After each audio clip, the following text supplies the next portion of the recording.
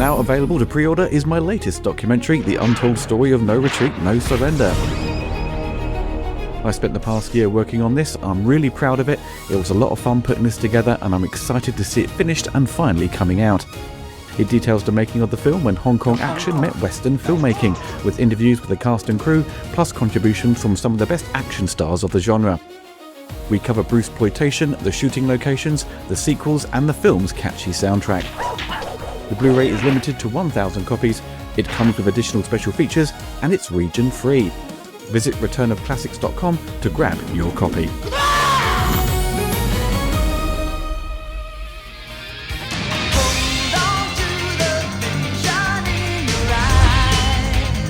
No retreat, no surrender.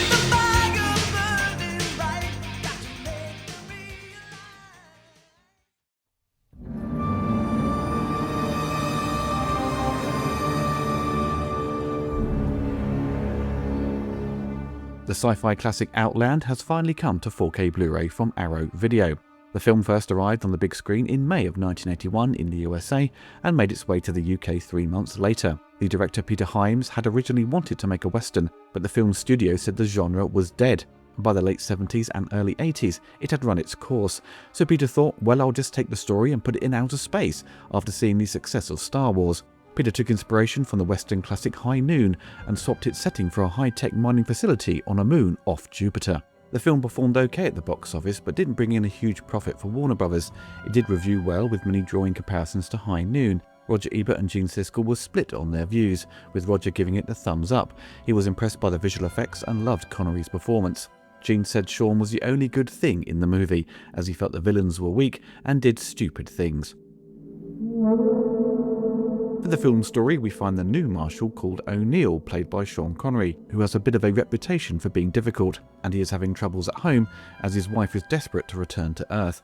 O'Neill soon discovers workers on the mining colony start losing their minds and commit suicide. He finds the corporation running the facility is giving them drugs to make them more efficient and put in more hours, but it has side effects, which can turn some people psychotic. With the help of Dr. Lazarus, they discover the other police officers and high-ups are complicit and are paid to look the other way. O'Neill finds himself on his own to deal with the corruption, and the manager Shepard orders some hitmen from Earth to kill him. Outland first arrived in widescreen on Laserdisc in August of 1991 with a PCM Dolby Surround mix. The picture quality wasn't great, exhibiting a soft image, but the audio was pretty good. But it's a movie from 1981, so it's pretty front-heavy with the mix, with not much going on with the surround sound speakers. I had discussed this transfer in one of my Laserdisc pickup videos.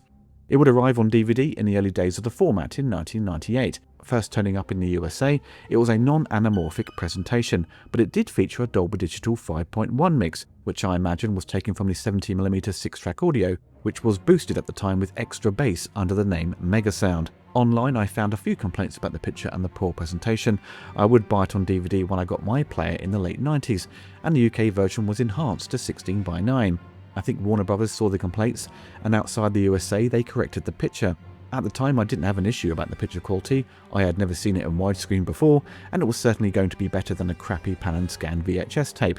But looking at it now, it's not a great transfer. It has a very muddy look throughout, it has visible dust spots, the brightness level is too low, resulting in a very dark image and overall lacking detail. It's definitely a new transfer, not a direct copy of the Laserdisc from 1991, but it certainly has all the hallmarks of an early DVD. The DVD would be reissued in 2009 and again in 2012 for the UK market under the HMV Premium label. That also came with a Blu-ray. The DVD included is the same version they issued way back in the late 90s, including the same menu screens and extra features such as a trailer and some basic production notes.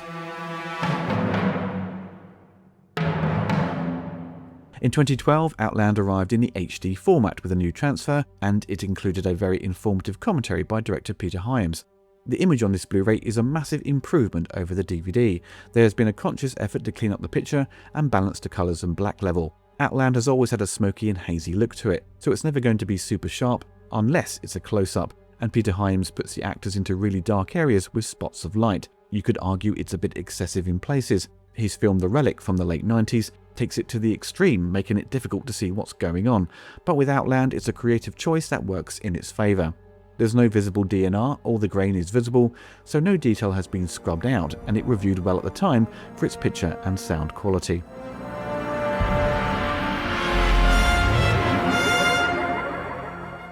Now Arrow Video has given the film the 4K treatment and included some decent extra features. This release is not a box set, but more of your standard release from Arrow, with a slipcover, a booklet with some essays, and a poster. The new design for the cover is a bit strange. It looks weird and trippy like a 70s sci-fi pulp novel. I much prefer the new artwork for the Blu-ray itself, which is very cool, simple and striking. In regards to the picture, which is presented in Dolby Vision and HDR10, the 4K remaster is not a major leap over the previous Blu-ray. The colours are less saturated. Connery appears to be rocking a monster tan in the film, and Arrow have made adjustments to the skin tones, so faces appear less red and flushed in a number of scenes. The 4K presentation seems more natural, and as there was more visible noise in the reds in the regular Blu-ray outside of the skin tones, the end result gives you a balanced level of colour. The brightness level has been fine-tuned, so the 35mm grain in the dark areas is not really visible anymore, so it does look cleaner. It may look darker overall in comparison to the regular Blu-ray, but on your 4K display it will be adjusted depending on your settings. Arrow have done some nice adjustments here and there, but comparing the two transfers, it's not night and day in improvements. It's clear Warner Bros. Did a good job for the 1080p transfer back in 2012, and Arrow have made some slight adjustments.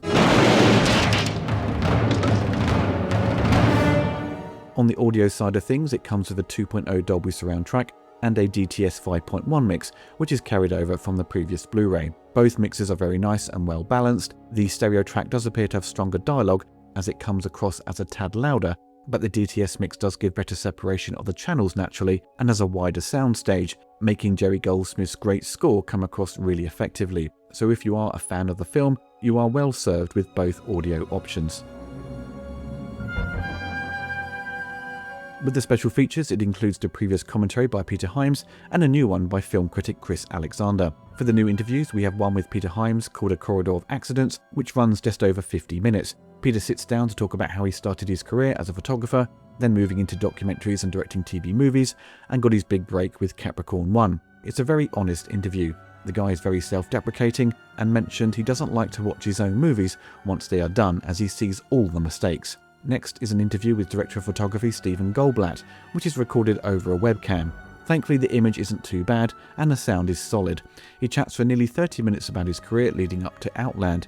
He reveals he was hired to be fired as Peter shot his own movies and left Stephen to film all the intro vision visual effects sequences. Peter claimed he could film Outland for $20 million and wanted to make use of the intro vision process to save money on post-production, but he had no idea how to use it. So Stephen had a crash course in visual effects with the help of William Mesa, who had come over to Pinewood Studios from the USA with the Introvision equipment. Next is an interview with William Mesa about the Introvision process, a fascinating look on how they went about filming the miniatures with the live action footage. It was a pretty amazing process of how to do visual effects, and only a handful of movies would use it. For example, Stand By Me, Rambo 3, Darkman, Army of Darkness, and The Fugitive. All of these interviews are really enjoyable and very informative. Arrow did a great job getting these guys involved. The final two featurettes are video essays called No Place for Heroes by Josh Nelson, which is an 18-minute deep dive into the film and its comparison to its Western themes, and Hollywood Outland by Kevin Marr and Howard Berger. That runs to about 21 minutes, which is an essay on the director, which expands on his career and his style of filmmaking. If Arrow are getting film critics and historians to provide essays for their booklets, I think we don't need video essays as well. They are a bit redundant and you may watch it once and never go back to them. It would have been better to have included some more interviews with the crew, perhaps one of the model makers or the editor Stuart Baird, who was considered one of the best in the industry for many years. I first saw Outland when it hit DVD, having not seen the full movie as a kid, and instantly fell in love with it. The world Peter Hyams had created with production designer Philip Harrison felt like an extension of what Ridley Scott did with Alien. Outland felt like it belonged in the Alien universe, which I really appreciated.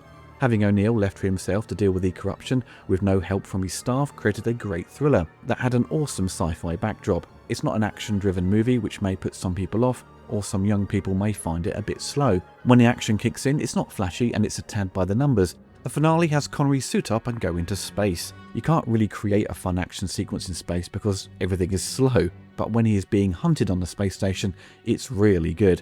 As O'Neill isn't portrayed as a superhuman cop, he gets wounded, he needs help to deal with the situation. As Dr. Lazarus comes to his aid, she is the only one willing to help, which makes them a great team. They are outnumbered and being hunted by professionals. The situation Connery is thrown into felt believable, and what makes it work is how his character goes about discovering the crimes and standing up to the manager Shepard, who runs the facility, and realizing no one is playing by the book and greed has taken over. Outland has never been given a special edition treatment, with only the Blu-ray from over a decade ago getting a commentary by Peter Hyams. There doesn't even appear to be an old featurette on the film produced back in 1981.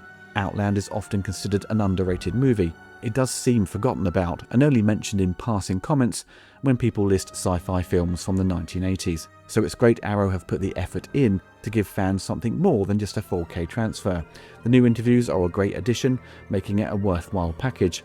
The 4K upgrade is not leaps ahead of the previous transfer from 2012, but for big screen displays and the extra resolution given with 4K, it does result in a really satisfying image.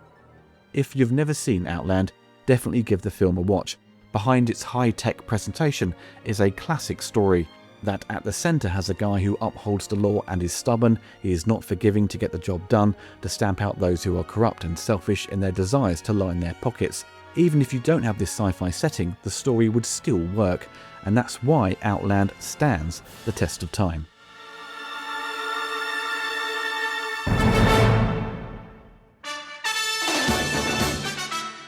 I hope you enjoyed the video. Don't forget to click the like button and hit the bell to be notified of my latest reviews. Big thanks to my patrons and YouTube members for supporting the channel. If you want to get involved and gain access to exclusive videos and take part in Q&As, follow the link below.